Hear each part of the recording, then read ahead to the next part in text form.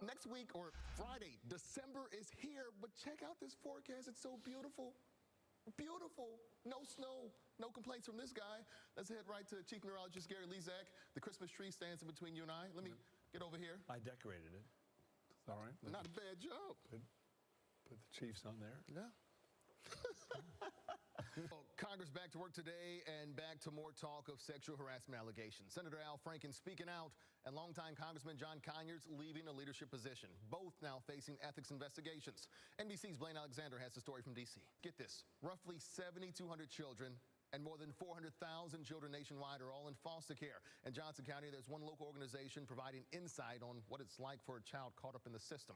The Now's Ray Daniel explains. This, by the way, the third year Foster Adopt Connect has done the Journey Home Tour, and the first year this tour has gone through Johnson County. We've got to talk about it, right? It's not Victory Monday in Kansas City, but for Chiefs fans, you might as well call it Frustration Monday. Fans reeling after another loss, this time to the Buffalo Bills. The team just can't seem to get things right, having lost 5 of their last 6 games. And if you were at the game yesterday like me or watched TV, you likely heard the fans booing in the stands. The offense didn't do as well as we needed to do. All right, kickoff for the next game against the New York Jets, set for noon. Barring a miracle, today could be one of the last home games of the season for the Kansas City Royals. You're looking live at the K right now as they prepare to take on the Detroit Tigers. First pitch set for 7:15. Right now, the boys in blue, they're battling it out, still hanging on by just a bit for a wild card spot in the playoffs. A great night. You sound so depressed about this, like you think they're not going to get it. Fat lady, she may not be singing yet, but she's warming up her vocal cords. Me. She really... Get her out of this stadium. This might be hard to take in, but chocolate could be gone as early as 2050. That's it. I'm done. It's all because cacao plants could disappear in a few decades because of warmer temperatures and drier weather conditions. This is hard to read.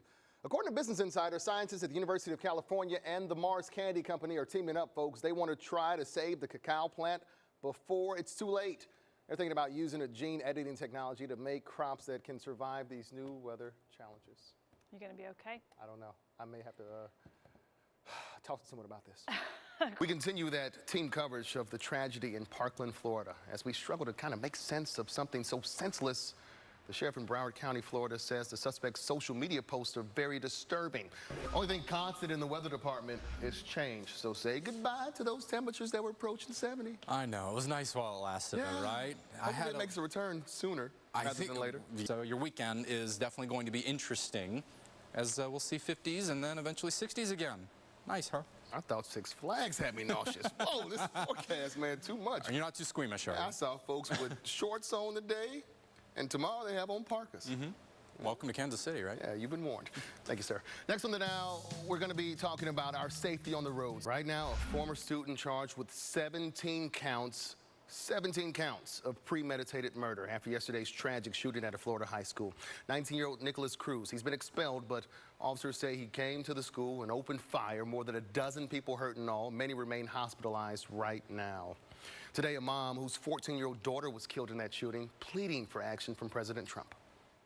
The gunman. We continue our team coverage of this tragedy. Every time there's a mass shooting, every time there's an immediate call for gun control, help for the mentally ill, something, anything to be done. Unfortunately, words are easier than action. So the Now's political correspondent Mike Sachs reports on the president's response and the reality check for lawmakers. In this global economy, the transportation industry is the new hot ticket for job seekers. 41 Action News anchor Cynthia Newsom tells us about the new push right here in Kansas City to get high school girls on track for high-paying, rewarding careers. You go, girl. High school girls can learn more about careers in transportation at a free event. It'll be tonight at 6 at the Treek Design Group in Kansas City. Head to kshb.com for a link to women in transportation. New at 6, a 14-year-old behind bars in Raytown accused of stealing a truck and 2 loaded guns. The truck reported stolen early this morning. Officers found the truck and the accused thief in an apartment complex on 61st Street and Raytown Road.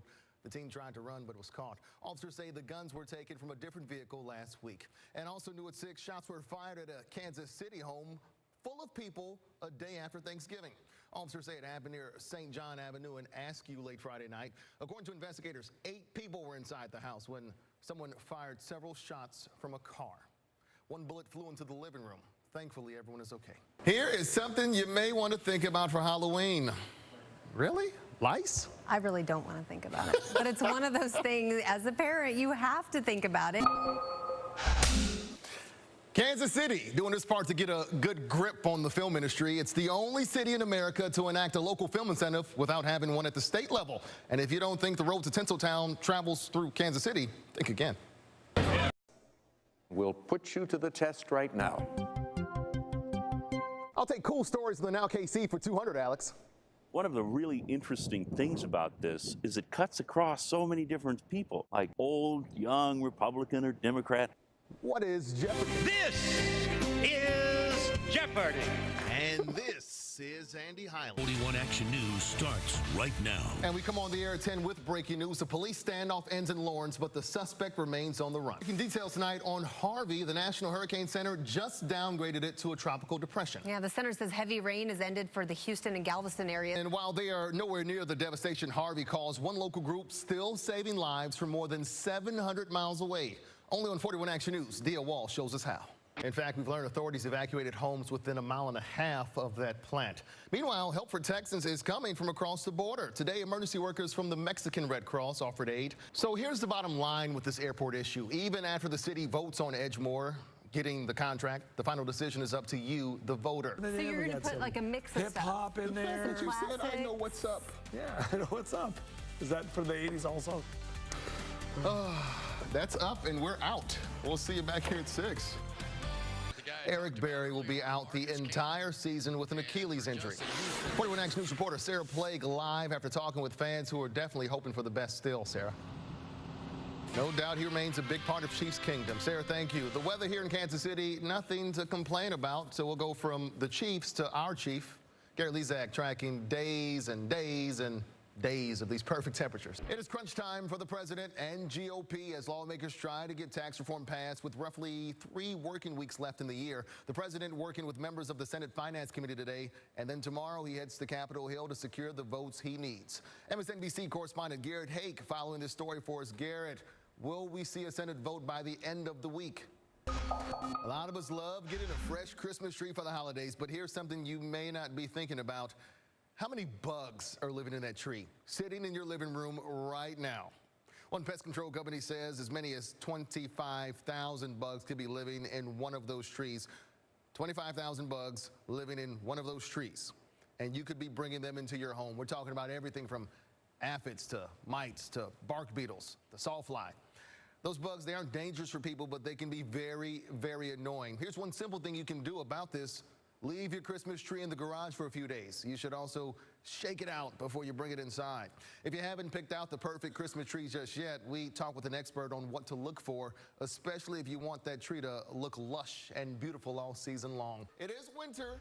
It doesn't feel like it compared to weeks past. I want to show you right here the stadiums because we've got some pretty cool news that just came into our newsroom, especially concerning the K. More on that a little later. But now we want to know about the forecast. 50s are on tap. But it is still winter, so, you know, reality will sit in. Right, Gary, I just got, that guy is on his 8th lap round. It's good. It's good running weather. Kansas Governor Sam Brownback one step closer to a spot in President Trump's administration. A Senate committee again voted to approve. Today, Amazon announced the finalists in the fight to win its second headquarters in Kansas City. Didn't make it. Didn't make it. It's disappointing news for the city, which pulled out all the stops. Meanwhile, House Republicans planning to vote tonight on a short-term spending bill that would keep the government running, and they don't have much time because the deadline is tomorrow night. We keep talking about how bad the flu season is right now. We have new numbers. It puts it in perspective. It shows just how bad this virus is hitting the metro. We talked with several health departments about how many cases there's. Let's turn to weather now. You see a look at the plaza. Things look good there. Right here, downtown Kansas City, the same thing. At least the folks without power won't have to worry about dealing with humidity and the heat. That's the good news, Gary. There's a little bit of a break today. Now, we just found out the power outage number is now less than 20,000. Check it out for yourself. At last check, it is slightly above 17,000. This, by the way, just one of several issues mounting against the Jackson County Jail. As we said, this is the second inmate to die just this year. One Action News consumer alert, a coffee sold nationwide being recalled because of one of the ingredients. It's similar to an ingredient found in Viagra. It's called Natural Herbs Coffee, the Kopi Janton version. Folks, we're inside Kemper Arena. You really have to take a seat to see this next story. In fact, take more than one seat. Take 5 of them. Take 10 of them even. Why not take 8,000? That's how many seats are for sale now here inside Kemper Arena. Everything must go because they're repurposing this more than 40-year-old building, and a piece of history could be yours. From the Kansas City Kings to the King of Pop. There are hundreds and hundreds of concerts, too. Just about anybody who was somebody performed at Kemper Arena in the 70s, 80s, 90s. Raise your hand if your team is 2-0. Chiefs Kingdom rocking as the team hangs on to beat Andy Reid's former team, the Eagles. Again, they're now 2-0, undefeated. 41 Action Sports anchor D. Jackson is at Arrowhead. And D, there was quite the scare at the end after the Eagles recovered that onside kick. The season, how they finished it. The Chiefs defeated the Super Bowl champions in a 42-27 victory. And guess what? We have team coverage. We start with Mike Maruzars and Mick Schaefer live at Gillette Stadium. Hey, guys. Kevin Rhiannon. You know, I think we could hear the fans that were inside Gillette Stadium, the Chiefs fans. We could hear them screaming all the way back here in Kansas City. Under a hurricane warning. Tonight, the governor there closed all schools starting tomorrow. This all comes as leaders warn people to get out now while they still can. The airports are packed. 1,700 troopers working to help move traffic out of the state as well. But there's one problem. You see, more than a third of the gas stations are now on E, and some companies are now price gouging. News. Safety first. Tom, thank you. Florida Power and Light reaching out to crews in Kansas ahead of the storm. The utility company pre-selected a... And as Florida prepares for Irma, Congress working to help Harvey survivors. Today, the Senate approved a $15.3 billion aid package. The House will vote on it tomorrow. The Senate also raised the debt limit to prevent a government shutdown next month. Much more to you coming up in sports. But a big victory, 42-27. Tonight, one Chiefs player making headlines for what he did off the field. Cornerback Marcus Peters sat during the national anthem. That delivers hundreds of new jobs and opportunities. And now Kansas City, Missouri wants the chance to become Amazon's new home. But is the city kind of fit for the package? 41 Action News reporter Ariel Rothfield takes a look at what it will take to get... I am your father, and this is your theater. At least that's what a local independent-owned theater here in the Metro wants you to think. More on what they're working to do to make this experience unique. Head on the Now. For years, everyone in Shawnee would dress to the nines and drive, or in this case, hop in the horse-drawn carriage and giddy up onto the Aztec Theater. It's been a staple since the Roaring 20s. If you look at it today, that roar has kind of turned into a soft purr.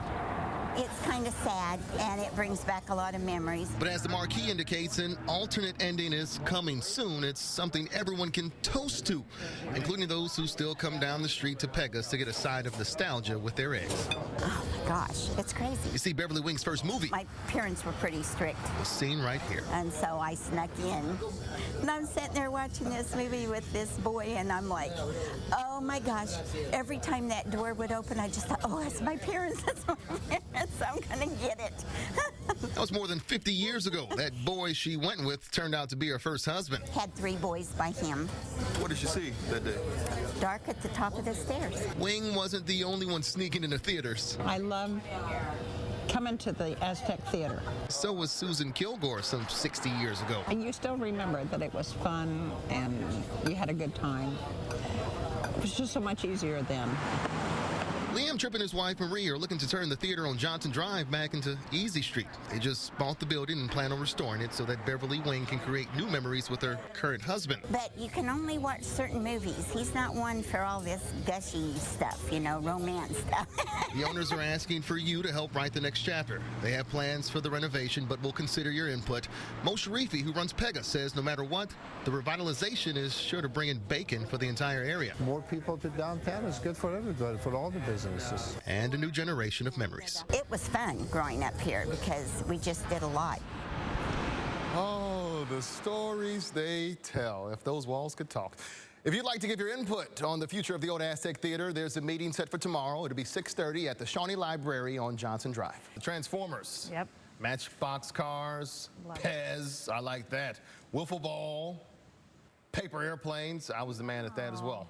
The winners will be inducted into the Toy Hall of Fame November 9th. Cool. I was like G.I. Joes and Muscle Men. Yeah, those are my things. You were really good at that too, I'm assuming. He's really good at a lot of things, apparently. I don't want to brag, but Oh, he'll brag. we'll take another look at our lineup.